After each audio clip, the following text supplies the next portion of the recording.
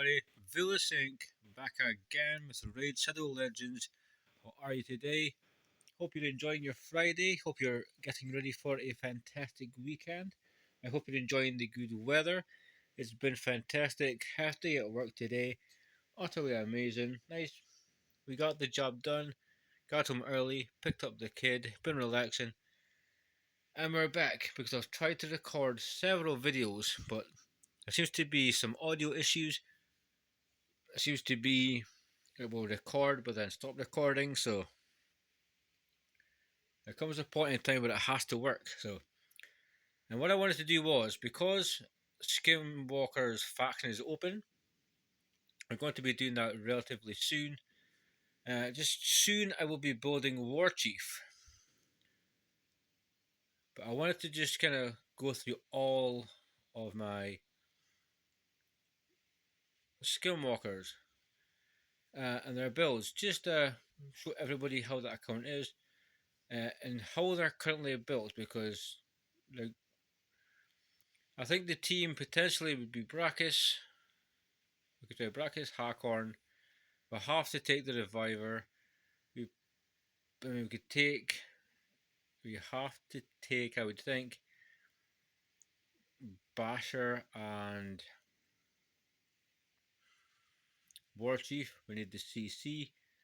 But ultimately, this is just how I kind of like how I build my Scalewalkers. I don't have the largest amount, but it could be a very interesting video to some, not a very interesting video to others. But nonetheless, we will crack on. First up, Clan Boss built to Brachis the Shifter. I've been in the Clan Boss team for a while, and I enjoy him that much. I've left him there. I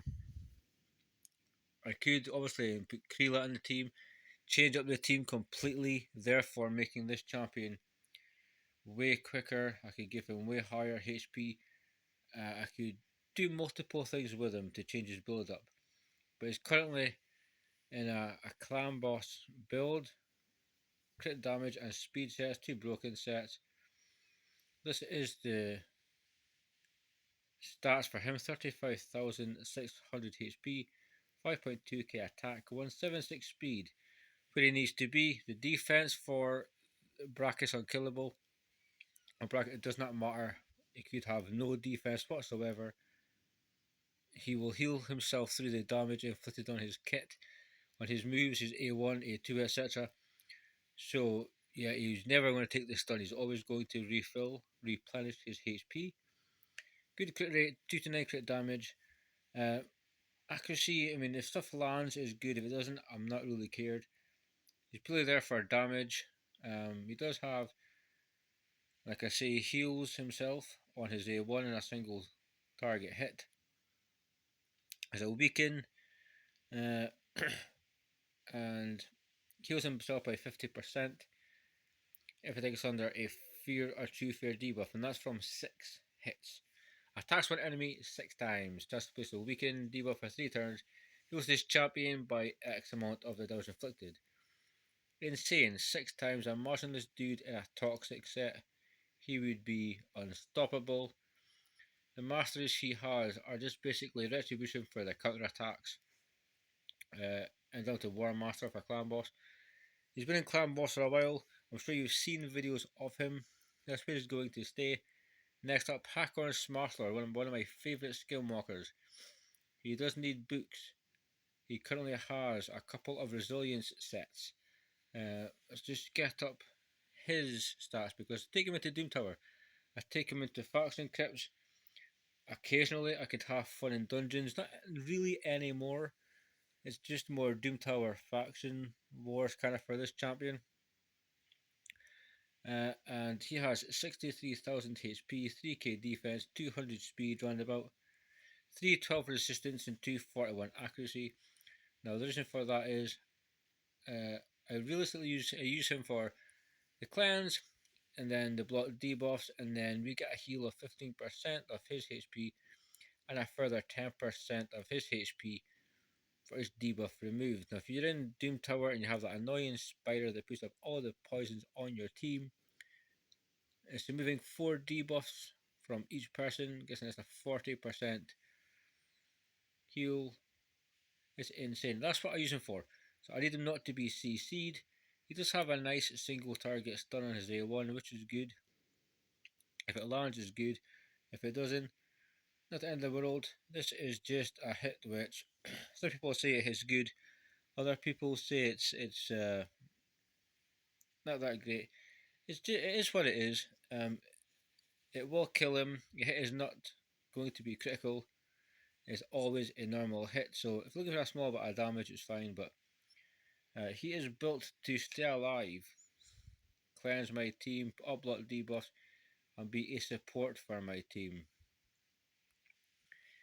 We currently have Cleopteryx, who did have gears. She had high accuracy, high HP, high speed. But I think I might have to change her into like a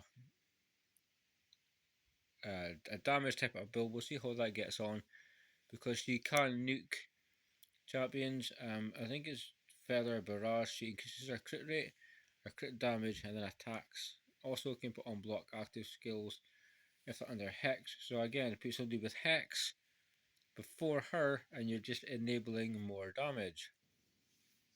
Although one of my favourite Skinwalkers is Batter.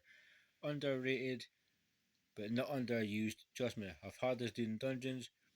I've had way too much fun with this champion. He's a mini warlord. That's pretty much what he is. All these champions do not even have masteries, but I will show you the HP. Some of these builds have been the same for a while. They could start to be updated, but it works. If I need to update them, I will. But we'll see how they, along with War Chief as an addition to the team, we'll see how they get on along with him and his CCing. 42,000 HP, 1.8k defense, 197 speed, 420 accuracy. So to make sure he lands what he has to land, stun set, perception set, and he has high accuracy because the weaken is good, especially for faction wars where we're going to use him on the boss. We want to land the weaken. But if we're going through Doom Tower, it's also very helpful there. Sting and Blast. Attacks all enemies, so stun set viable. Increases the cooldown of all of the target's skills by 2 turns. So all those Valks, all of those annoying champions that you're going to be fighting, their moves, the cooldowns just got increased by 2 turns. Which basically can disrupt the order they go in, disrupts the moves they're going to be using, it disrupts how they're going to attack you and whatnot in the order they're going to do everything in. It's overpowered for such an underrated epic champion. Also, again, a very good block buffs. Debuff for 2 turns, 4 turns at random. This is good against Vox, it's good in Doom Tower. You will get a lot of Siphies, Arbiters, or you may get other Warlords. You're going to get people that throw up buffs. This is just a great way to basically execute that so it does not happen. Nobody gets any buffs. 4 out of 5 ain't too bad. Also a nice HP in all battles order by 20%. But he is my mini warlord, and he deserves the praise he's had from many content creators. Also, Flesh Tearer, an underrated skinwalker that I've had for a long time. Used him in Scarab back in the day to extend the shield. I took him through dungeons to extend the poisons on Dragon for some fun. I know if you think he's bad, talk to Boomer. Boomer likes him. A lot of people should like him. If they don't, he has a very underrated kit. He is an underrated, underused champion. I feel like he just gets too much crap, in all fairness.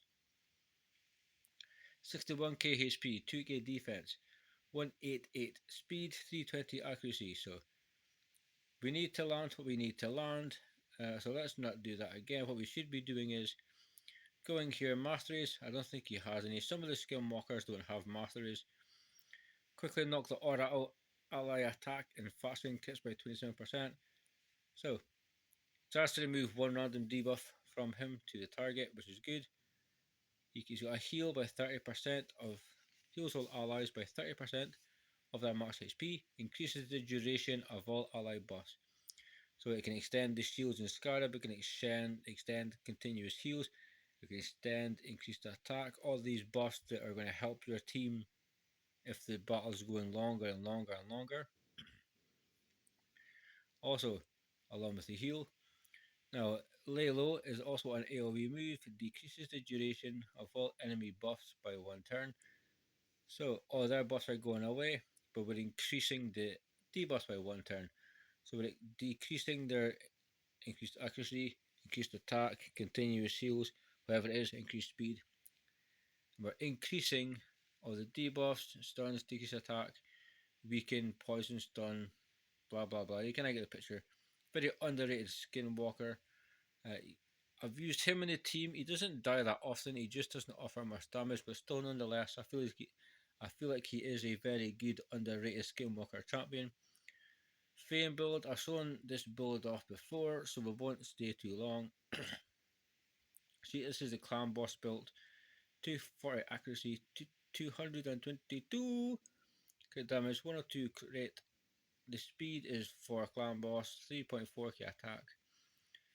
And everybody knows that she just has a little bit of a Terminator stealing her A1, poison decrease attack on her A2, all capable of hitting over 100,000. Flowing style can hit 150k easy. Triple hit A3, decrease defense and weaken. Third hit heals this jump by 4% of their max HP for every debuff on the target. And her masteries, which she has, are for clan boss again, down to retribution for the counter attack, resurgent, war master. I've shown that build off before. There is videos on the channel with regards to Fane, but she does way too much damage.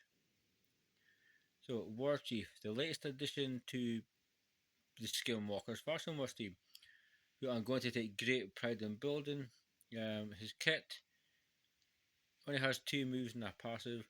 Attacks an enemy 3 times, just placing a provoke debuff for a turn. Both of these moves, I believe, are based on defense. Or damage inflicted is on defense. Attacks an enemy, places a provoke debuff for 3 turns, deals 2 random buffs. So he's continuously provoking, just provoking all the time. That's it. He has a very broken passive, reflects 60% of the damage taken back to the attacker, which is going to be fantastic in these waves in Faction Wars.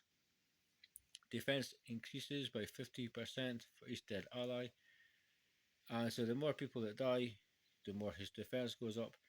We will have a reviver there, but War Chief I feel like was going to make such a massive difference. I'm looking forward to the high HP, high speed, try to get 300 plus accuracy, enough to make sure he does what he has to do. Now this is the Hippo regeneration speed set. As quick as she kinda is, it's not the best build. It's one that was thrown together because I've used this champion to advance to where I am at the moment. Depending on the gear, we'll potentially change it and see if we can make it better if we have to. But 160 speed, quite slow, low HP. I think fantastic here, but what makes her good is she can land a stun on the A1, which can be clutch. If it lands, it's good. If it doesn't, it is what it is. But I guarantee when it lands, it'll make an impact. Increased attack, increased crit rate buff on all allies for 2 turns. So a good enabler for your damage dealers. Also, if you're short on crit, she kind of fills that void. But she can revive 2 random allies with half of their HP, 50% Terminator fill, and a strengthen buff on all allies for 2 turns. Strengthen, huge damage mitigation, a newer buff to the game, one of my favourite buffs. It truly just does so much. To get the revive, to get that HP, then have a strengthen on top of it is just amazing. That alone is a reason to have her in the team. Narrowhorn is an old school OG Skinwalker, similar to Greybeard, who potentially you've seen. Uh, he just has some like 12 kind of gear on. We've used him in and out, on and off of the progression for this faction. I will check his kit, potentially get him geared to level 16, and we use him because Uh, there's A1, the damage increases more and more as his HP goes down, so kind of silly mechanic. It's not why he's there, he is there because he will provoke all enemies for a turn and increase his own defense, but before he does that, he will go unkillable, which is damn annoying. So after he goes unkillable, he cannot extend unkillable sadly. He will then provoke people, and then Flesh Tear will extend the provokes by an extra turn, and extend the increased defense by an extra turn, giving Nullhorn just way too much, more than he should be taking. But to go unkillable and provoke people is really quite funny. He's such an OG champion. Whether he will be viable in 21, I'm not sure. He may have to be 6-star for that. We will see. But nonetheless, he is a very good underrated champion with allied defense in dungeons by 27%. So the aura won't be used for faction wars. My secondary, uh, my deep here, Scabrius, not really interested because it does have a leech, but Brachus is way better. And I got this dude from a shard, and I just really don't like him. I'm just not a huge fan whatsoever. And I don't know what the hell all that is. But one other champion that is potentially getting made at least level 50 is Steel Skull. OG, you may have seen him in older clan boss teams. I've seen people use 3 Steel Skulls in stage 21 for the basically healing all the way through. Just ridiculous. So he has 5% poison debuff on his A1, a cleanse and a heal of 40%, and he has increased defense on all allies and a heal all allies by 20% of their max HP. So he will support the hell out of your team. And if you did use him in old school clan boss teams, after he does the cleansing and protection, he goes straight to the poisons, which makes them which makes this champion even before we could control AI so incredibly strong. He does have increased ally defense and faction crits by 27%, so he could potentially be the lead champion. Uh, Way overpowered OG. Everybody knows about this champion. When I built him, and I think I actually will, again, HP, accuracy, speed. We're going to throw in some defense to give so he's not too squishy, but we obviously need HP a bit higher to stay alive as compared to overloading on defense. So that's pretty much it. As far as the team goes, Brachus, potential damage dealer, Hakon, Basher, War Chief, Hofries. I could have Steel Skull, Narrowhorn, War Chief. I could build Cleopterics, Flesh Tearer for an extra heal. There's many things I can do with this, but I figured it was an interesting video to kind of talk through how I've built my Skinwalkers. The faction is open. I thought it was a good time to do it. Let me know down below if you build any of these champions similar, if you use them for faction wars, like your 21 team or your 20 team, or do you like these champions, do you not like them? It's always good to get that feedback, always good to get the information so we can share it among the community. Uh, and I'm going to be working on Skinwalkers faction wars tonight, so if I progress on and I get to 21, I'll show you the team that I will be trying to do it. And if I build Cleopterics or War Chief, potentially expect a video later on tonight showing off the stats.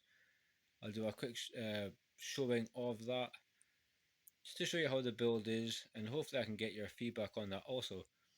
So I appreciate your time, guys. Please enjoy your Friday, enjoy your weekend, enjoy the sun. I don't know why that says US dollars, but I've been Vilisink. Stay safe, keep on raiding, and I'll see you soon.